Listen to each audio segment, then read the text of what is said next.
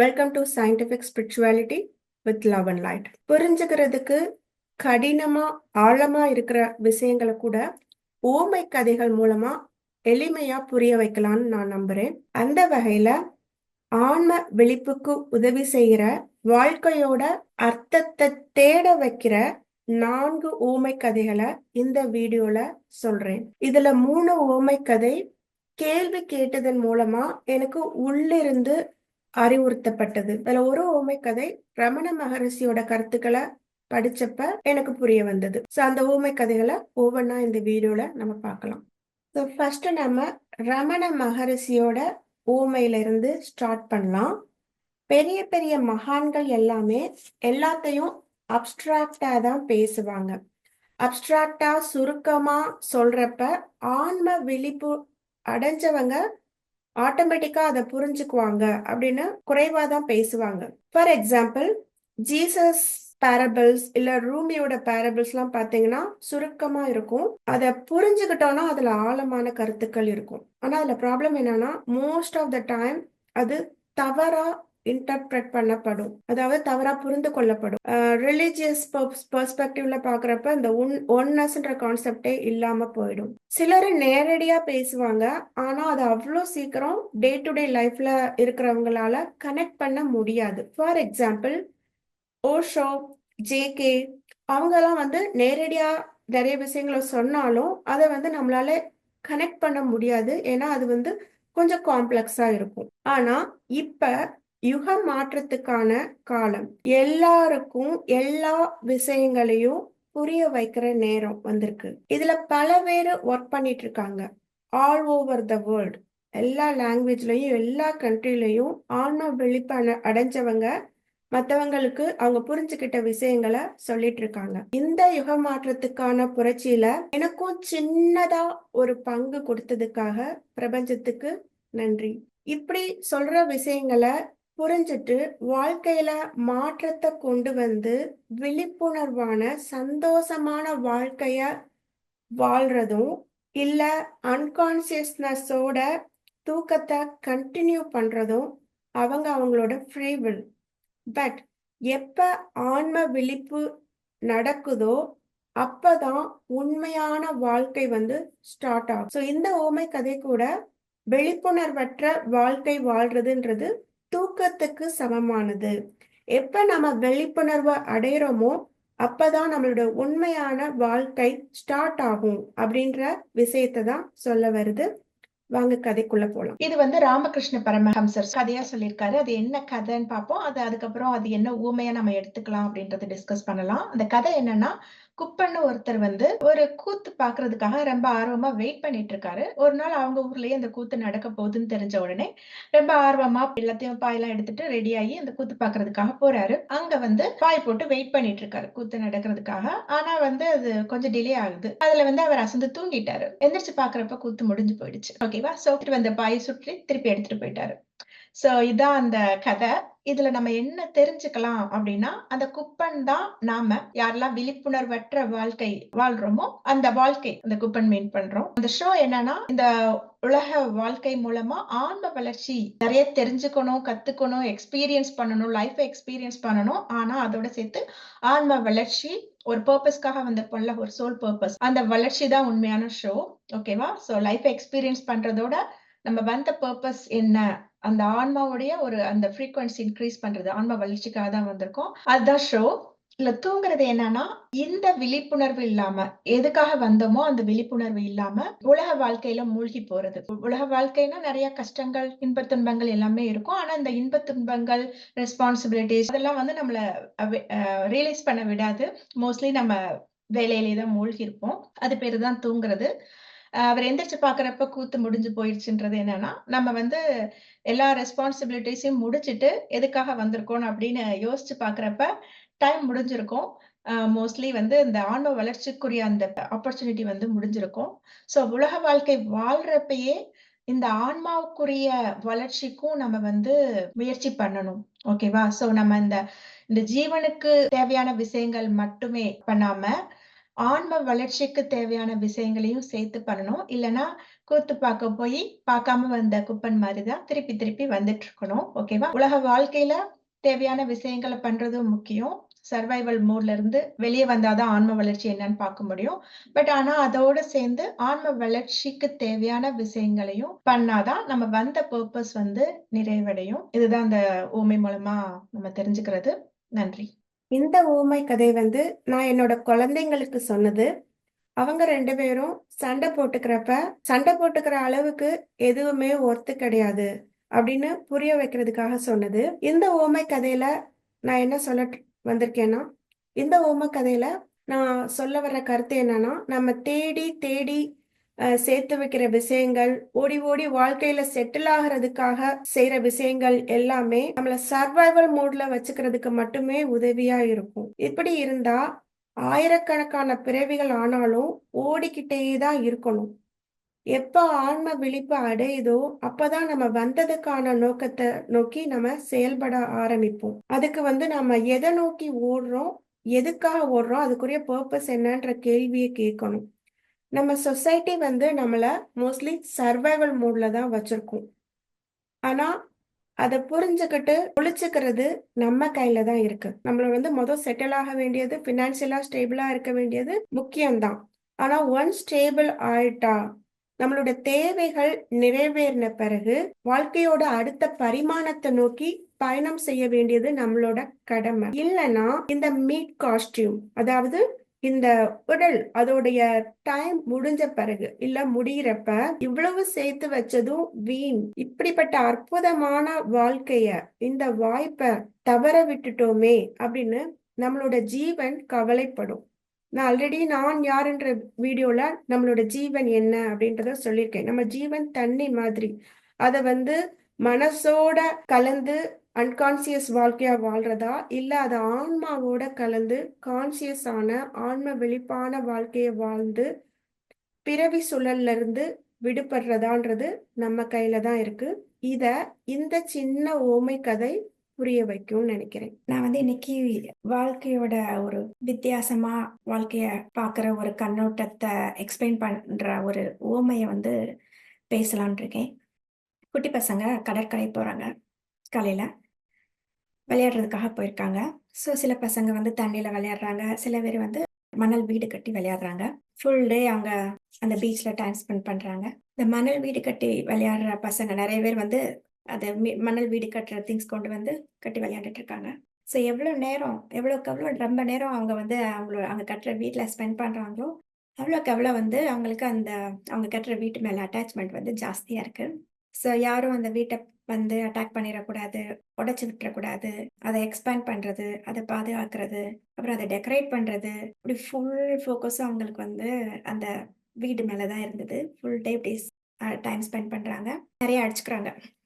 அந்த வீடு கட்டுறதுல வந்து என்னோடது, உன்னோடதுன்ட்டு இன்னொருத்தவங்க கட்டுறத இடிக்கிறது, அந்த மாரி நெறைய அடிச்சுக்கிறாங்க. தென் ஃபைனலி ஈவினிங் வந்தோனே அவங்க வந்து கிளம்பணும். கிளம்புறப்ப என்ன அவங்க ஃபுல் டே ஸ்பெண்ட் பண்ணான்றதுக்காக அவங்க கட்டின வீட்ட எடுத்துட்டா போ முடியும்? மேக்ஸிமம் வந்து அவங்க அந்த வீட்டோட ஒரு செல்ஃபி எடுத்துட்டு, சிலர் அப்படியே விட்டுட்டு போயிட்டாங்க. சிலர் வந்து யாரோ உடைக்க போறாங்க, அதுக்கு நானே உடைச்சிடுறேன்ட்டு குதிச்சு, அத உடைச்சுட்டு கிளம்பிடுறாங்க. ஸோ எவ்வளோ நேரம் காலையிலேருந்து அந்த வீடு கட்டுறதுக்கு ஸ்பெண்ட் பண்ணாங்க. ஃபைனலா யாரும் உடைக்க விடாம பார்த்துக்கிட்டாங்க. கடைசி அவங்களே உடைச்சுட்டு கிளம்பி போயிடுறாங்க. ஸோ இதான் அந்த உவமை. இந்த உவமை வந்து நம்ம வாழ்க்கையோட கம்பேர் பண்ணலாம். ஸோ அந்த பீச்சுக்கு அவங்க போற அந்த பயணம் தான் இந்த பூமிக்கு நம்ம வந்திருக்க பயணம். அந்த மணல் வீடு தான் வந்து நம்ம இந்த உலக வாழ்க்கையில நம்ம எவ்வளோ கவனத்தோட சேர்க்கிற பொருட்கள், பேர், புகழ், எவ்வளோ டைம் ஸ்பெண்ட் பண்ணி ஃபுல் ஃபோக்கஸா நம்ம சேர்க்கிற எல்லா பொருட்கள், நிலையில்லாத பொருட்கள், உலகியல் பொருட்கள் எல்லாமே அந்த மணல் வீடு மாதிரி. எதையுமே எடுத்துட்டு போக முடியாது. மேக்ஸிமம் எடுத்துட்டு போறது என்னன்னா, அந்த நினைவுகள் எடுத்துட்டு போ முடியும். அதுல இருக்க லேர்னிங். அதுல என்ன கத்துக்கிட்டோம் அப்படின்றத எடுத்துட்டு போக முடியும். அவ்வளோதான். ஓகேவா? சண்டை போடுறது வந்து அந்த பசங்க வந்து எப்படி அந்த வீட்டுக்காக சண்டை போட்டுக்கிட்டாங்களோ, அதே மாரி தான் நம்மளும் நம்ம ஈகோ சாட்டிஸ்ஃபை பண்றதுக்காக சண்டை போட்டுக்கிறோம். நம்மளோட ஈகோ பெர்ஸ்பெக்டிவ்ல இருந்து நம்ம தான் கஷ்டப்படுறோம். நம்ம சொல்றது தான் சரி. நம்மளோட பார்வை தான் கரெக்ட்டு. அந்த மாரி நெறைய ஈகோல போடுற சண்டை வந்து எப்படின்னா, எப்படி நம்மளுக்கு வந்து அந்த சின்ன பசங்க போட்ட சண்டை சின்ன பிள்ளைத்தனமா இருக்கோ, அதே மாரி தான் ஹையர் பெர்ஸ்பெக்டிவ்ல இருந்து நம்ம ஈகோவ சாட்டிஸ்ஃபை பண்றதுக்காக போடுற சண்டைகள் எல்லாமே சின்ன பிள்ளைத்தனமான சண்டைகள் தான். அந்த லெவல்ல ஹையர் லெவல்ல இருந்து பார்க்குறப்ப. ஸோ நம்மளுடைய இத வந்து அந்த ஹையர் லெவலுக்கு உயர்த்தி கொண்டு போனோம்னா, நம்மளுக்கே தெரியும் இந்த சண்டைகள்லாம் தேவையா? தேவையில்லையா? சில விஷயங்கள்ல இருந்து லேர்ன் பண்ணிக்கலாம். பட் மோஸ்ட்லி நெறைய விஷயங்கள அவாய்ட் பண்ணிக்குவோம். அதுக்கு நம்ம புரிதல வந்து அதிகப்படுத்த நம்மளுக்கே அந்த ஒரு உயர்நிலையான புரிதல் கிடைக்கும். ஈவினிங் அவங்க கிளம்புற மாரி தான் நம்மளும் டைம் வந்த பிறகு கிளம்பிருவோம். நம்ம எங்கேருந்து வந்தோமோ அங்க கிளம்பிருவோம். பட் நம்ம கஷ்டப்பட்டு நம்ம டைம் ஃபோக்கஸ் பண்ணி எஃபோர்ட் போட்டு சேர்த்த எதுவுமே நம்ம கூட இருக்காது. நம்மளோட நினைவுகள், நம்மளோட லேர்னிங், நம்மளோட ஆன்ம வளர்ச்சி, முக்கியமா சொல்லப்போனா ஆன்ம வளர்ச்சி. இது மட்டும் தான் வந்து நம்ம கூட இருக்கிற விஷயங்கள். ஏன்னா, ஜீவன் போனாலும் உள்ள இருக்க ஆன்மா, அது வந்து நிலையானது. அதுவோட வளர்ச்சிக்காக தான் வந்திருக்கோம். ஸோ அந்த வளர்ச்சி என்ன? எந்த அளவு நம்ம அதுக்கு டைம் ஸ்பெண்ட் பண்ணியிருக்கோம். அதான் வந்து ஃபைனலி நம்ம ஃபோக்கஸ் பண்ண வேண்டிய விஷயங்கள். இதுக்கப்புறம் வந்து என்னைக்காவது நம்ம ஈகோல சண்டை போட வந்தாலோ, சின்ன விஷயமோ, பெரிய விஷயமோ, இந்த உவமை ஞாபகம் வந்ததுன்னா, அத எப்படி அடிச்சுக்கிட்டாங்க, அதுக்கப்புறம் அவங்கள விட்டுட்டு போயிட்டாங்கன்ற மாரி தான். இது வரும், போகும் அப்படின்ற உவமை ஞாபகம் வந்ததுன்னா, ரொம்ப நல்லா இருக்கும். 2வது வந்து அவங்க எவ்வளோ பண்ணாலும் வந்து அந்த மெமரி மட்டும் தான் எடுத்துட்டு போறாங்க இல்லையா? அவங்களோட அந்த ஃப்ரெண்ட்ஸோட சேர்ந்து விளையாண்ட மெமரீஸ் மட்டும் தான் எடுத்துட்டு போறாங்க. அதே மாரி தான் நம்மளும் இங்க எல்லாரோடையும் இந்த லைஃப் ஜர்னில வந்திருக்கோம். நம்ம எந்த அளவு வந்து எல்லாத்தையும் ஒரு ஆன்ம சகோதரத்துவ பார்வையோட பார்க்குறோம். எல்லாரும் நம்மள மாரி அதே ஆன்மால இருந்து, அதே கடவுள்ல இருந்து வந்த துகள்கள் தான் நாமன்ற பார்வையோட நம்ம எல்லாத்தையும் பார்க்குறப்ப, நம்ம ஆன்ம வளர்ச்சி ஏற்படும். அதுதான் வந்து ஆக்சுவலா உண்மையான சொத்து. இது எவ்ளோ கோடி ரூவா சொத்து நம்ம பேங்க்ல வச்சிருந்தாலும், இந்த ஆன்ம சகோதரத்துவத்தோட நம்ம இன்னொரு உயிர் கஷ்டப்படுறப்ப, அவங்களுக்கு அதுலருந்து ஒரு ரூ. 1000 குடுத்தா, அது அவங்களுக்கு ஏதோ ஒரு விதத்துல தேவையான ஹெல்ப்.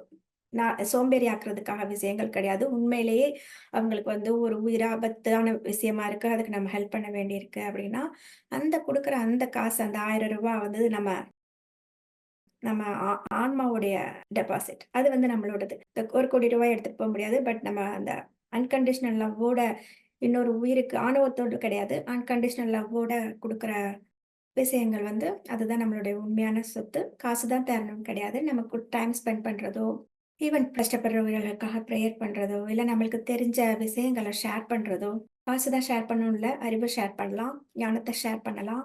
டைம் ஷேர் பண்ணலாம். இல்லன்னா ஒரு நேரத்துக்கு யாருக்காவது ஃபுட் ஷேர் பண்ணலாம். அந்த மாதிரி என்ன பண்ண முடியுதோ பண்ணலாம். அதெல்லாம் வந்து நம்மளோட ஆன்ம வளர்ச்சிக்கு வந்து உதவியா இருக்கும். ஆனா அப்படி பண்றப்ப, அ ஆணவம் இல்லாம, நான் பண்ற இடத்துல இருக்கேன். அங்க அந்த மாரி இல்லாம, பண்ற ஆப்பர்ச்சுனிட்டி எனக்கு கிடைச்சிருக்கு அப்படின்னு பண்ணணும். ஏன்னா எல்லா உயிரோட சோலும் உயர்நிலை சோல். அது வந்து லைஃப அந்த ஒரு பரிணாமத்துல எக்ஸ்பீரியன்ஸ் பண்ண வந்திருக்காங்க அவங்க. அவங்களுக்குள்ள இருக்க ஆன்மாவையும், ஆன்மாவுக்குள்ள இருக்கும் அந்த கடவுள் தன்மையையும் நெனச்சு, அவங்களுக்கு பண்றதா நெனச்சு குடுக்கணும். அப்படி அப்படி குடுக்குறது தான் ஆன்ம உருக்கத்தோட குடுக்குறது.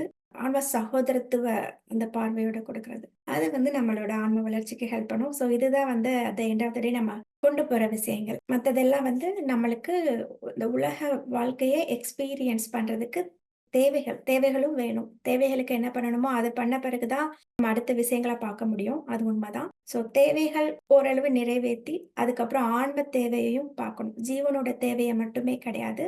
ஆன்மாவுடைய தேவை, ஆன்மாவுடைய நோக்கம் என்னமோ, அதையும் நெனச்சு நம்ம வாழ்க்கையில ஒவ்வொரு ஸ்டெப் பண்றப்ப, அது வந்து ஒரு முழு வளர்ச்சியடைந்த ஒரு மனநிறைவான வாழ்க்கையா இருக்கும். அது வந்து உங்களுக்கு எல்லா விதத்திலயுமே, நம்ம இண்டிவிஜுவல் லெவல்லயும் சரி, இந்த குடும்ப அளவுலயும் சரி, இல்ல சமுதாய அளவுல, எல்லா அளவுலயும் வந்து எப்ப ஒரு ஆன்ம கலங்க ஆன்மாக்கள்லாம் பக்குவமா, ஒரு நல்ல ஒரு அண்டர்ஸ்டாண்டிங்கோட எல்லாத்தையும் எடுத்து கொண்டு போறப்ப, அந்த சமுதாயம், இந்த மொத்த அந்த இடமே வந்து ஒரு ஒரு நல்ல ஒரு வளர்ச்சி அடைஞ்ச ஒரு முழுமையான சமுதாயமா, முழுமையான உலகமா அது இருக்கும். அதுக்கு நம்மளோட பங்களிப்பு எதுவோ அத குடுப்போம். நீச்சலை மறந்து நடக்க பழகிய மீன்.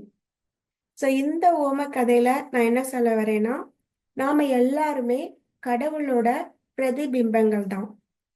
அத உணராத வாழ்க்கைய வாழ்றப்ப, வாழ்க்கை எவ்ளோ கஷ்டமா இருக்கு, எவ்ளோ கஷ்டத்த அனுபவிக்கிறோம்.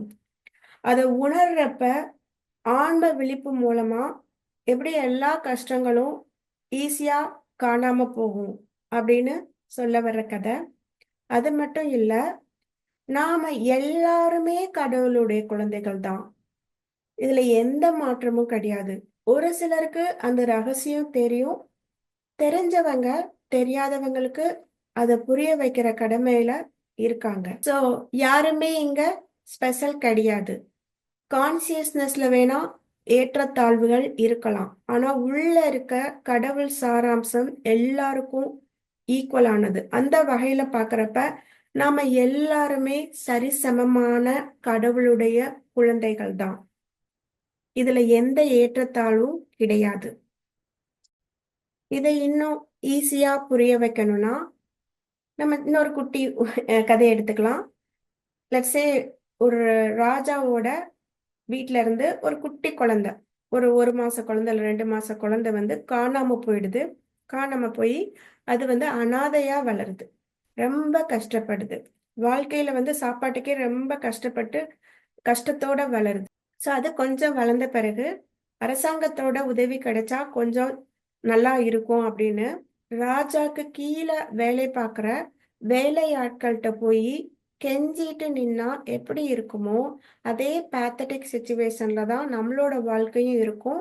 நம்ம இந்த ஆழ்ம விழிப்புணர்வு அடையாத நிலையில இருக்கிறப்ப எப்படி தான் ராஜாவோட குழந்தை அப்படின்னு தெரிஞ்சா உரிமையோட போய் ராஜாட்டையே டைரக்டா பேசலாமோ அதே மாதிரி தான் நம்ம ஆன்ம வெளிப்பு நடக்கிறப்ப நம்மளுக்குள்ள இருக்க அந்த கடவுள் தன்மையை உணர்றப்ப வெளியில இருந்து எந்த ஹெல்ப்பும் தேவையில்லாம நம்மளுடைய ஆன்ம வழிகாட்டுதல் படி நம்மளோட வாழ்க்கையில வாழ்றப்ப எல்லா விஷயங்களும் ஆட்டோமேட்டிக்கா சரியாயிடும். ஸோ ஆன்ம வெளிப்பு நடக்கிறப்ப ஆன்மீக ஆன்மாவுடைய முன்னேற்றம் மட்டும் கிடையாது, இந்த உலக வாழ்க்கைக்கு தேவையான முன்னேற்றமும் ஈஸியா நடக்கும் அப்படின்றத சொல்ற ஊமை கதை தான் இது. அருட்பெருஞ்சோதி தனிப்பெருங்கருணை. வீடியோவோட முடிவுல உங்களுக்கு வந்து ஒரு வாழ்க்கைய பத்தின ஒரு புதிய கண்ணோட்டம் கிடைக்கும்னு நம்புறேன். சோ இந்த கதை பேரு வந்து ஒரு ஃபன்னா இருக்கணும்னா அம்னீஷியா வந்து மீன், மருதி வந்து மீன் அப்படின்னு இந்த கதையோட டைட்டில் வச்சுக்கலாம். கதை என்னன்னா ஒரு மீன் வந்து ரொம்ப ஹாப்பியா ஒரு கடல்ல வாழ்ந்துட்டு வருது. ரொம்ப சந்தோஷமா இருக்கு. அது சந்தோஷமா துள்ளி குதிச்சு விளையாடிட்டு இருக்கப்ப என்ன ஆகுதுன்னா நல்லா துள்ளி குதிக்கிறப்ப ஒரு நல்ல தூரமா தரையில போய் தெரியாம குதிச்சு விழுந்துட்டு தரையில விழுந்த உடனே அதுக்கு மூச்சு விட ரொம்ப சிரமப்பட்டு கொஞ்ச நேரம் கழிச்சு அது வந்து காத்து மூலமா மூச்சு விட பழகிக்குச்சு. ரொம்ப சிரமப்பட்டுச்சு. பட் ஆனா கொஞ்சம் கொஞ்சமா வந்து சர்வைவ் பண்ண பழகிக்குச்சு. நேரம் போக போக அதால வந்து கம்ஃபர்டபுளா வந்து தரையிலேயே இருக்க கொஞ்ச நாள் ஆக பழகிக்கு அப்படின்னு வச்சுக்கலாம்.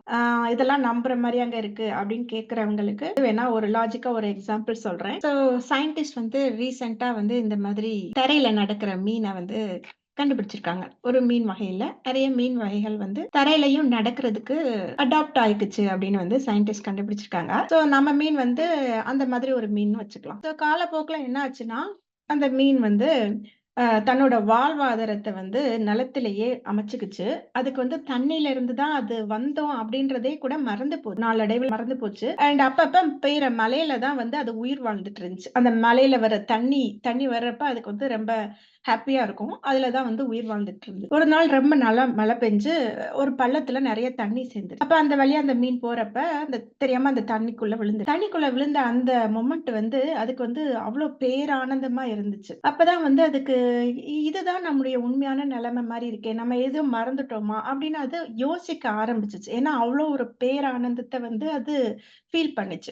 அதுக்கப்புறம் அது யோசிக்க ஆரம்பிச்சுச்சு. என்னது இது, நம்ம எங்க இருக்கோம், நம்ம ஒரிஜினலா எங்க இருந்து வந்தோம் அப்படின்னு அது கொஞ்சம் கொஞ்சமா மறந்த அந்த விஷயத்த யோசிச்சு ஓகே அதுக்கு வந்து அந்த தண்ணியில விழுந்தப்ப இதுதான் நம்மளுடைய ஒரிஜினலான நிலைமை அப்படின்னு புரிஞ்சனால அதை நோக்கி தேட ஆரம்பிச்சுச்சு. தன்னுடைய உண்மையான வாழ்விடத்தை வந்து நோக்கி தேட ஆரம்பிச்சு கொஞ்சம் கொஞ்சமா தேடி தேடி தேடி அது கடைசியா அதோட கடலை கண்டுபிடிச்சு. சோ கண்டுபிடிச்ச உடனே அதுக்கு இப்ப 2 ஆப்ஷன் இருக்கு. அது வந்து கடல்லயும் வாழலாம். இப்ப தண்ணியில நிலத்துல வாழ பழகுனனால அதோட வாழ்வாதாரம் கொஞ்சம் அங்கேயும் இருக்கனால அதுக்கு 2 ஆப்ஷன். நிலத்திலயும் வாழலாம். தேவைப்படுறப்ப அது எங்க இருந்து வந்துச்சோ அந்த தண்ணிக்குள்ளேயும் இருக்கலாம். சோ இதுதான் கதை. சோ இந்த கதை மூலமா நான் என்ன சொல்ல வரேன்னா நம்மளுடைய விழிப்புணர்வு, மனிதனுடைய விழிப்புணர்வு வந்து 3 நிலைமையில இருக்கு. இந்த 3 நிலையை எக்ஸ்பிளைன் பண்றதுக்காக தான் இந்த கதையை சொன்னேன். சோ முதல் நிலை என்னன்னா விழிப்புணர்வு அற்ற நிலை.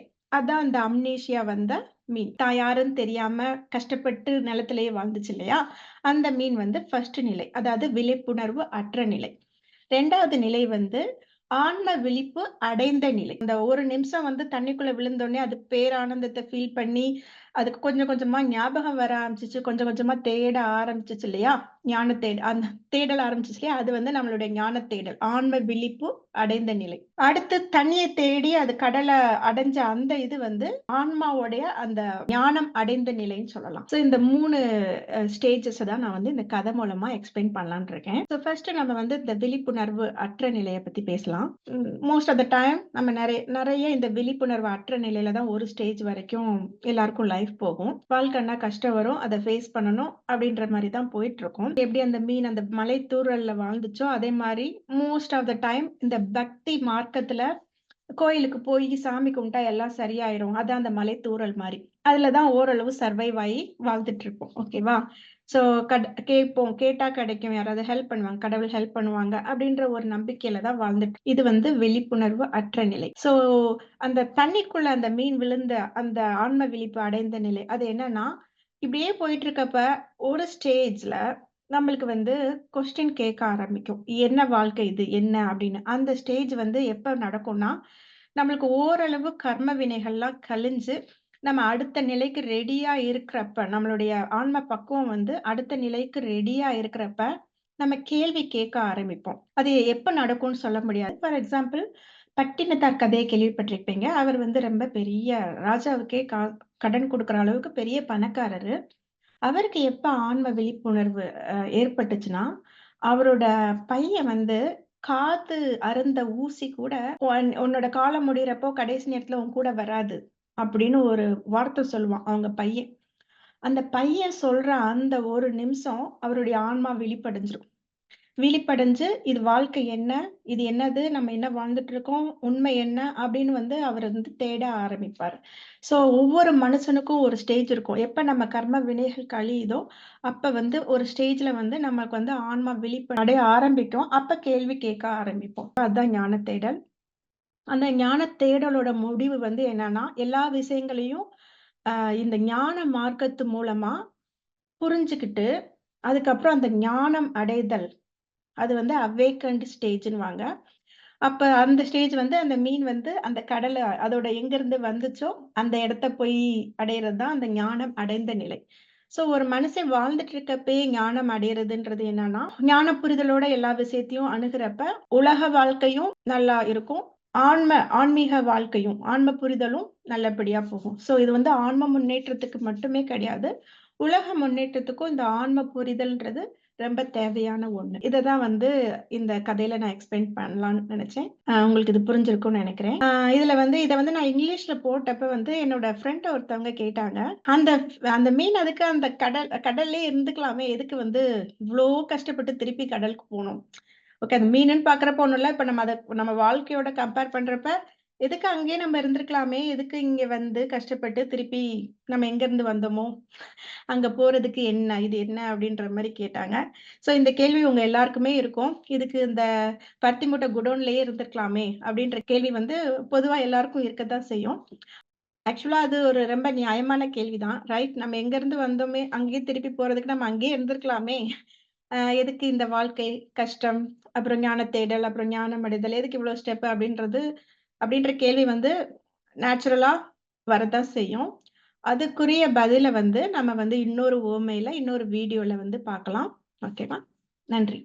ஸோ என் ஃப்ரெண்டு ஒரு கொஸ்டின் கேட்டப்ப அவங்களுக்கு எக்ஸ்பிளைன் பண்றப்ப இது வந்து யதார்த்தமா யோசிச்ச விஷயம். ஆனா இந்த ஊமையை புரிஞ்சுக்கிட்டா நம்ம வந்து ஏன் இங்க வந்து இப்படி கஷ்டப்படுறோன்ற கொஸ்டின் வந்து ஆட்டோமேட்டிக்கா வந்து போயிடும். ஸோ நம்ம எல்லாருமே கடவுளோட பிரதிபிம்பங்கள் அப்படின்றப்ப நம்ம ஏன் இவ்வளோ கஷ்டப்படணும்? எதுக்கு எக்ஸ்பீரியன்ஸ்க்காக லைஃப்னா எதுக்கு இவ்வளோ கஷ்டமா இருக்கணும்ன்ற கொஸ்டின் கண்டிப்பா எல்லாருக்குமே வரதான் செய்யும். நான் ஏற்கனவே குவாண்டம் சயின்ஸ் வீடியோல எக்ஸ்பிளைன் பண்ண மாதிரி கடவுள் கோடிக்கணக்கான உயிர்கள் மூலமா கோடிக்கணக்கான விதத்துல லைஃபை எக்ஸ்பீரியன்ஸ் பண்ணிட்டு இருக்காரு. நாம அதுல ஒரு சிங்கிள் ப்ரொஜெக்ஷன் தான், ஒரு சிங்கிள் எக்ஸ்பீரியன்ஸ் தான். ஸோ இந்த உடலோட காலகட்டம் முடிகிறப்ப அந்த லைஃப் எக்ஸ்பீரியன்ஸ் தான் மிச்சம். அதுதான் வந்து கடவுள் தன்மை கிட்ட போகும். So at the end of the day நம்ம லைஃப் எக்ஸ்பீரியன்ஸ் மட்டும்தான் டேக் அவே பாயிண்ட். அதுதான் கடவுள், அதுக்காக தான் இந்த லைஃபையே எக்ஸ்பீரியன்ஸ் பண்ணிட்டு இருக்கோம். ஸோ என்ன மாதிரி லைஃபை எக்ஸ்பீரியன்ஸ் பண்ணோம், அதில் என்ன டேக் அவே பாயிண்ட், என்ன லேர்ன் பண்ணோம், இதுதான் வந்து நம்மளோட ஆன்மாக்கு போகும். ஆன்மா மூலமா கடவுள்கிட்ட போகும்.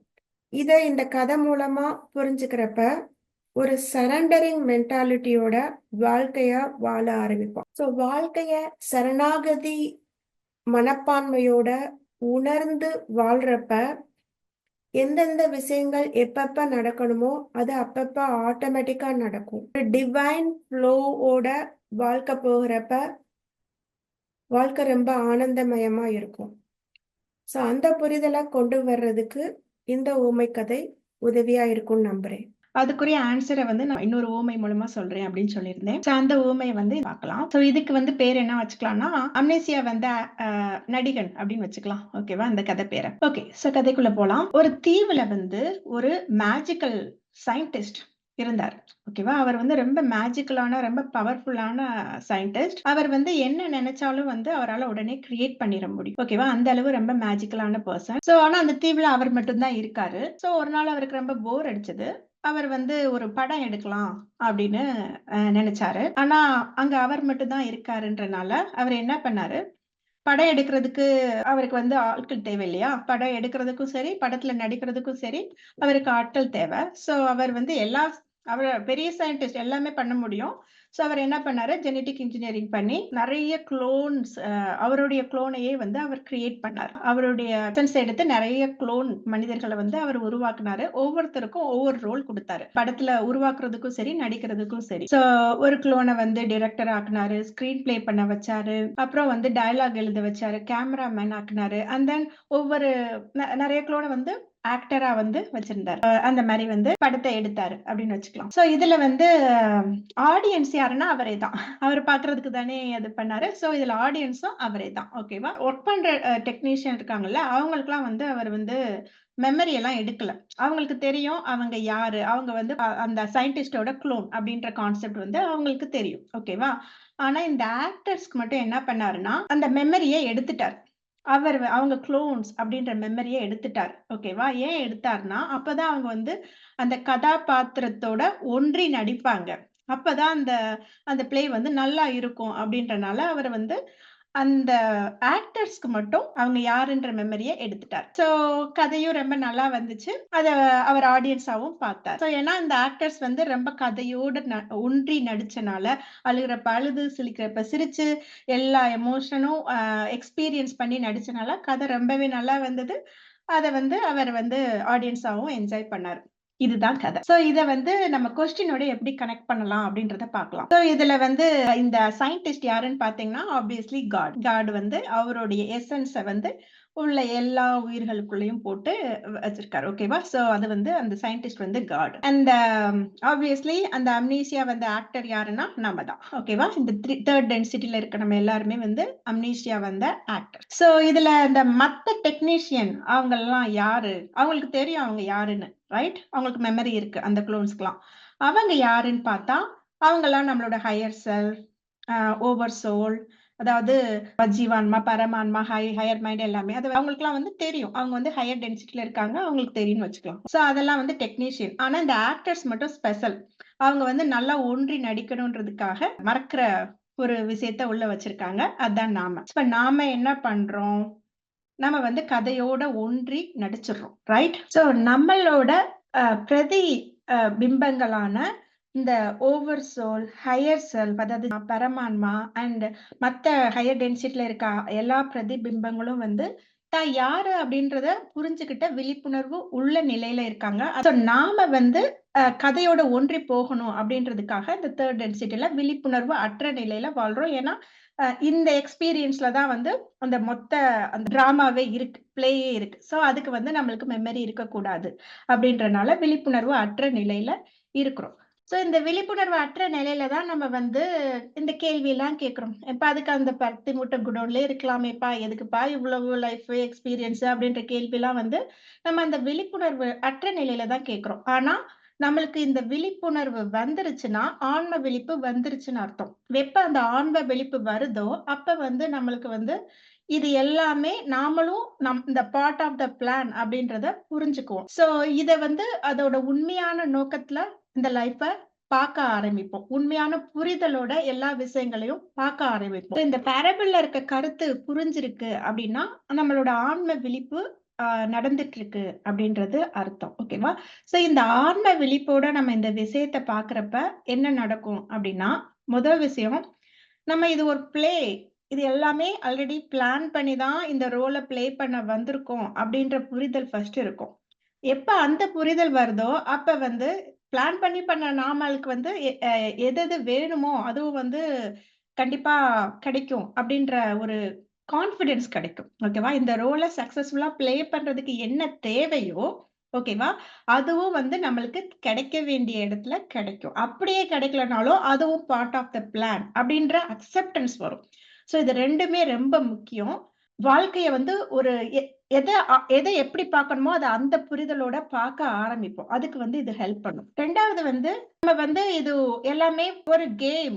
இந்த கேம் வந்து பிளான் பண்ணி தான் வந்திருக்கோம். நம்மளும் சேர்ந்து தான் பிளான் பண்ணோம் அப்படின்ற ஒரு கண்ணோட்டத்தோட பார்க்கிறப்ப, எந்த விஷயத்துக்கு முக்கியத்துவம் தரணும், எதுக்கு தரக்கூடாதுன்ற ஒரு புரிதல் நம்மளுக்கு இருக்கும். நம்ம சோல் பர்ப்பஸ நோக்கி போறதுக்குரிய ஒரு உந்துதல் வந்து இருக்கும்.